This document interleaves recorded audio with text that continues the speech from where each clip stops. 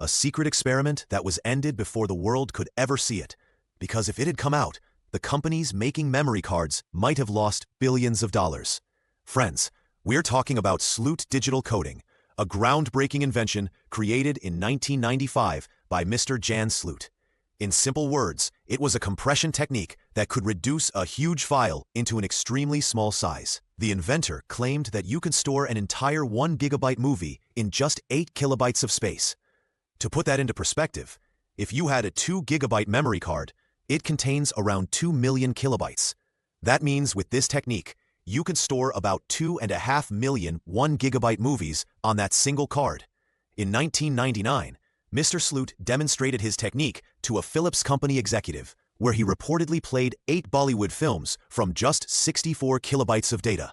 On July 12, 1999, his deal was supposed to be signed, but one day before that, on July 11, 1999, his body was found in his garden.